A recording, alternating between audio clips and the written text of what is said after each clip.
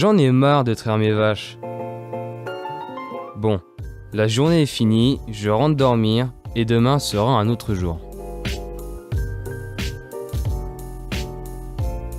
Des mégalopoles, des pick-up et des trucks sur les routes, des grands parcs nationaux, je ne rêve pas. Je suis bien arrivé au Canada. Pierre se trouve seulement à 20 minutes d'Ottawa, Tristan à 1 heure de la capitale fédérale et moi à 45 minutes. Voyons ce que l'on peut apprendre dans cette région de l'Ontario. Je suis à la ferme Ruby. La conduite de l'élevage et ses 1200 hectares m'ont conquis. La famille Buller a repris ce site de Winchester en 2016. Entièrement automatisé, il est dédié à l'élevage.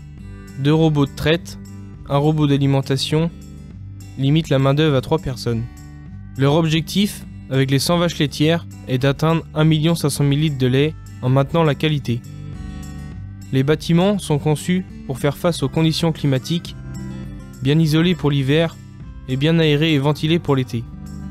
Le site historique, à 10 minutes de route à Embrun, est principalement destiné aux machines, au stockage et séchage du grain et à l'accueil des genisses. Ils produisent du maïs et du soja, 500 hectares pour chacune des cultures. Leurs terres sont faciles à travailler. Les semences OGM limitent les traitements à 1 ou 2 par culture. La récolte est vendue à l'international après le stockage. 50 hectares de luzerne en ensilage ou en foin et 50 hectares de maïs sont destinés au fourrage des vaches laitières. Pour les besoins en litière, 50 hectares de blé d'hiver et 25 hectares de blé de printemps sont cultivés. Fin avril, début mai, les semis de printemps sont réalisés. Courant mai, ce sont les semis de maïs et de soja. Mon travail, rouler les terres après le semis de soja, faucher la luzerne et effectuer les foins. Au mois d'août, sont réalisés les battages de blé, que ce soit chez eux ou chez des clients, et j'ai apprécié faire le pressage de la paille. Pendant l'automne et une partie de l'hiver, place au battage de soja et de maïs, ils font 1000 hectares chez eux et autant chez des clients. La ferme Ruby m'a impressionné par la taille de ses parcelles et de son matériel, sa technologie et sa rigueur. La maîtrise de leur système par les associés est remarquable.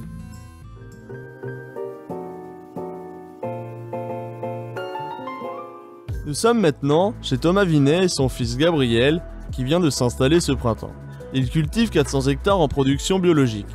Gabriel nous parle de ses tâches sur l'exploitation. J'ai plusieurs tâches, mais les principales, c'est surtout les opérations au champ. Donc, je peux faire les semis, après ça, les désherbages, les moissons. Puis, je suis aussi un peu dans le garage à faire la mécanique. Leur parc matériel est très important et diversifié. L'atelier est chauffé, ce qui est bien utile pour travailler l'hiver. Il y a aussi un nouveau bâtiment pour le stockage du matériel. Le bio au Canada est soumis à de nouvelles réglementations sur la rotation des cultures. Écoutons Thomas nous parler de son sol. On expérimente la culture de citrouille pour les graines pour faire des collations et le tournesol pour la fabrication d'huile. 350 hectares ici constitués là, en grosse partie qu'on appelle ici de l'argile Bear Brook, qui est une terre qui a un bon pourcentage de limon, mais surtout d'argile, entre 55 à 60% d'argile. Donc c'est une terre très très collante et quand même assez dure à travailler. Fin avril, place aux premiers travaux des sols de l'année. Apport de matière organique, destruction du seigle et du blé d'automne qui n'ont pas survécu au froid. Ouverture des sols. Début mai, semis des citrouilles et du tournesol, 2 cultures rares en Ontario. Vient ensuite la mise en place du soya pendant une semaine sèche.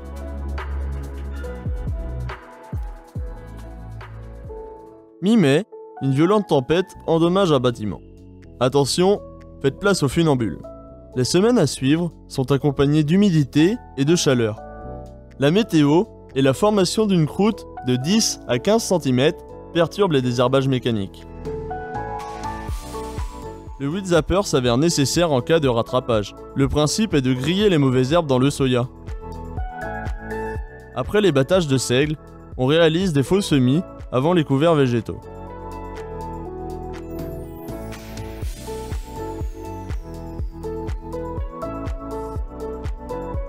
Cette cette année, on est dans la construction de nouveaux silos d'entreposage avec des systèmes automatisés là, pour la gestion de l'humidité.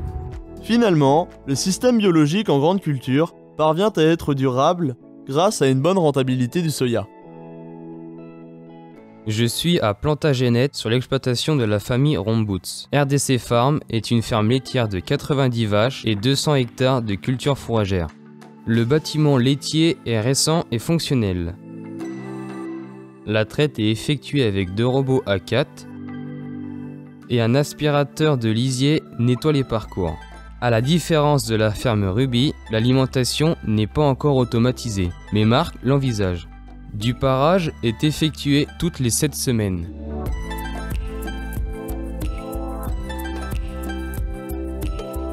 D'avril à fin mai, nos travaux sont essentiellement centrés sur l'élevage.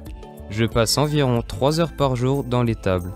Lorsque les sols se sont réchauffés, le lisier est épandu sur les champs par une entreprise spécialisée. Puis, nous déchaumons une partie des champs pour semer 40 hectares de maïs. Les 20 hectares restants sont semés en direct sur des anciennes parcelles d'herbe ou de maïs. Fin mai, début juin, l'ensilage commence. La ferme fait du forfait. Le programme est chargé. Environ 25 clients, au moins 3500 hectares à ensiler le plus rapidement possible. J'en ai vu des fermes. Entre la fauche, l'endainage et l'ébène, je travaille beaucoup. J'apprends l'anglais plus rapidement grâce aux échanges.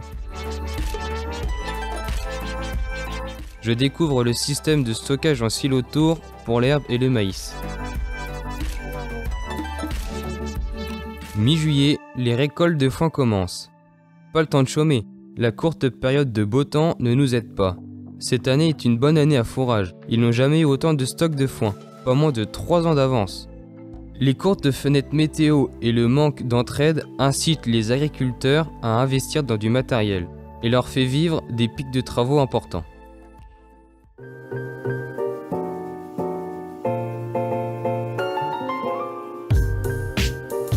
Alors, au programme, découverte des beaux paysages québécois avec leurs forêts, lacs et montagnes qui défilent sur des centaines de kilomètres.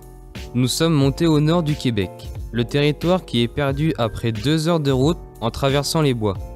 Nous pouvons voir des baleines. Nous visitons le village fantôme de Chambord avec sa magnifique cascade, puis nous descendons visiter les chutes de Montmorency à Québec. Nous visitons la ville de Québec et Montréal avec son vieux port. Enfin, la fameuse chute du Niagara au débit impressionnant.